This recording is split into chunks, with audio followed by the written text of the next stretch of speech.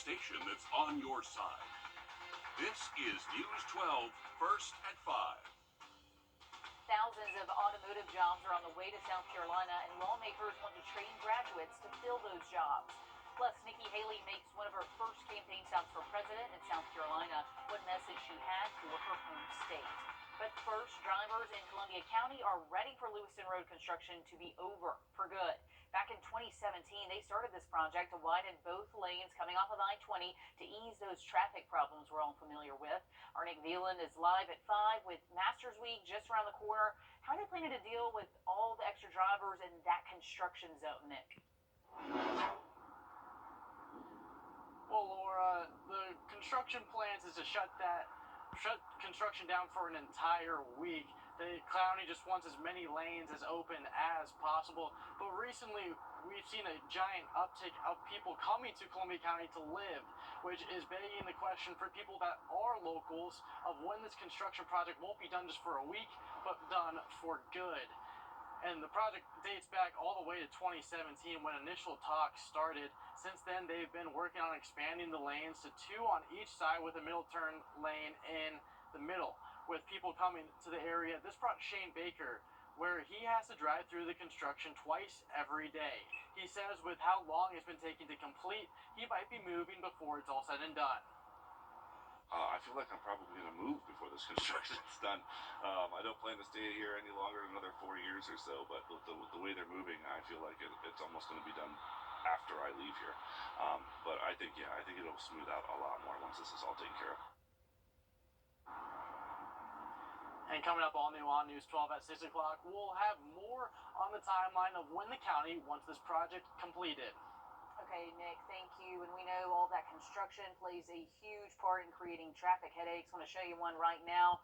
This is a live look at exit 190 in Grovetown, where an accident is impacting traffic in that area. That's part of what they're trying to work around and ease some of those traffic woes out at exit 190. But yeah, it is slow going. If you are on I-20, I believe this is heading westbound into Atlanta. So yeah, serious backups right now as they work on a traffic accident. Riley, pretty nice afternoon. It started out pretty chilly, but lots of sunshine.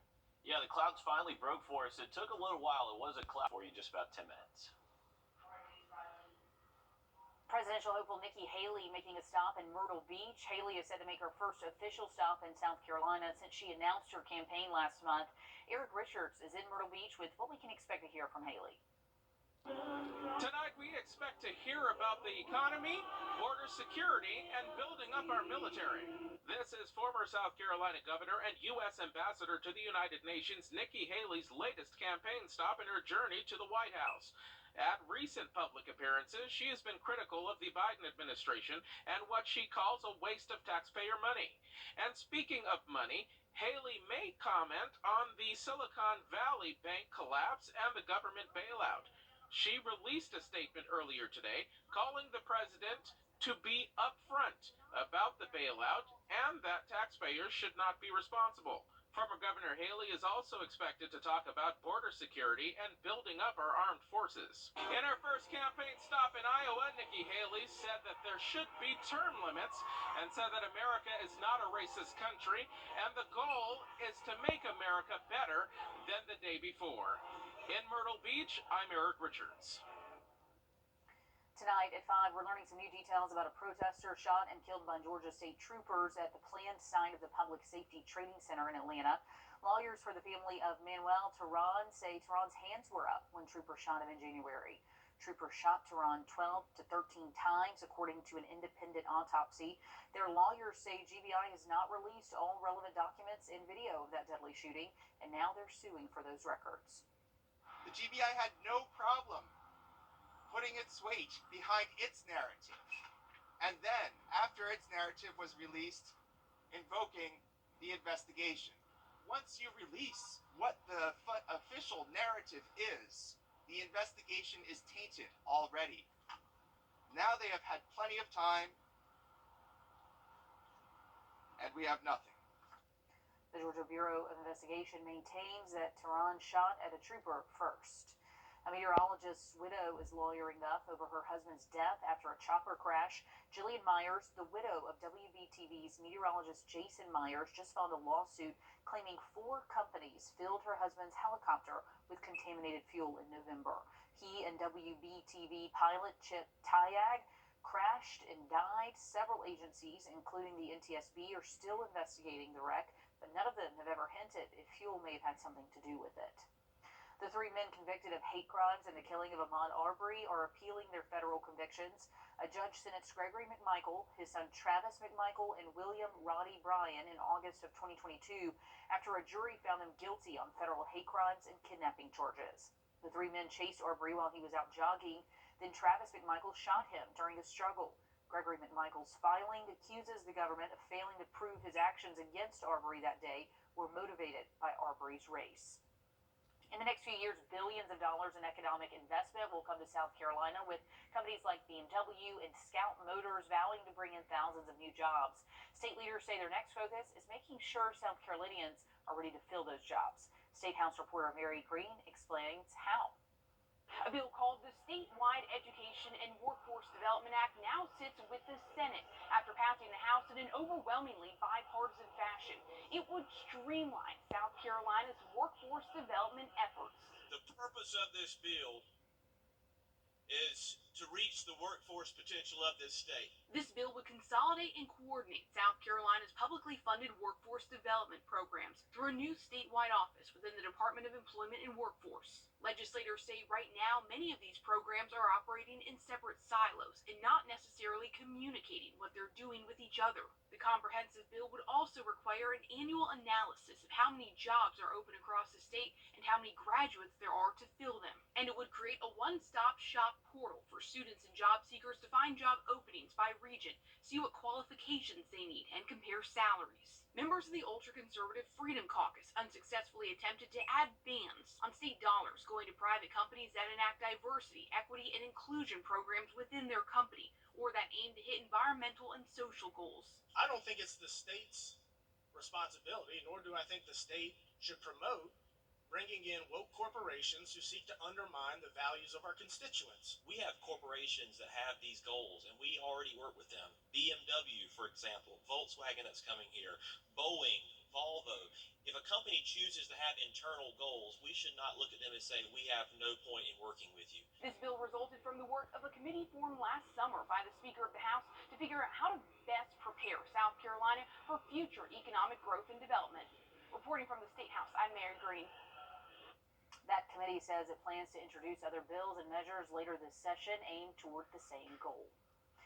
Cold temps can take a bite out of your plants if you already planted those master flowers. Next, live at 5, we tell you how to protect your garden during the cold snap. And we do have cold temperatures starting tonight and likely going to stick around most of the work week. Have an update on the full forecast just after the break. Through the work of this former Augusta City Commissioner, Diamond Lakes stands as a marker for South Augusta. All new on News 12 at 6 o'clock, remembering the life and legacy of Andy Cheek through those closest to him. Diamond. Those we had late into the day Friday night, and then most likely even early Saturday morning. I would imagine mostly dry conditions this weekend, though, but those temperatures remain just a little bit below average. Gardeners or anyone with a green thumb, listen up. It may be warm now, but you want to prepare your garden for a cold blast heading our way. First Alert meteorologist Anthony Carpino is in the studio to explain why. Yeah, Laura, like Riley said, we are expecting some very chilly temperatures over the next couple of mornings, so if you couldn't wait, if you had to start your garden a little bit earlier, if you wanted to plant some of those flowers out there, or if some of your shrubs have already started to develop those flowers, here's a couple of things to keep those prepped as we go through the next few mornings. So let's bring in some of those grassy surfaces. Let's bring in the meadow here to our studio. We have some gorgeous flowers going on, but things are going to get pretty chilly as we go through tonight as well as tomorrow night and going through early Thursday morning. So we want to make sure that these gorgeous flowers stay protected. Now, what we're going to grab is one of those frost blankets. Put those right over some of those flowers or shrubs. Make sure around those shrubs it is layered all the way to the ground. This is going to keep all of that ground heat within that blanketed area and keep those flowers just a little bit warmer. Warm enough to be above freezing.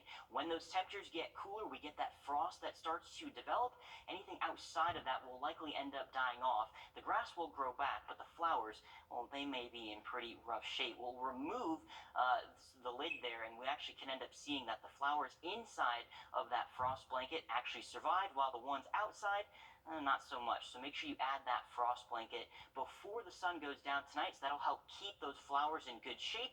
Remove it by tomorrow morning, and then place it on again as those temperatures get a little bit cooler, Laura. So if you couldn't wait, just make sure you grab that frost blanket tonight. Back to you.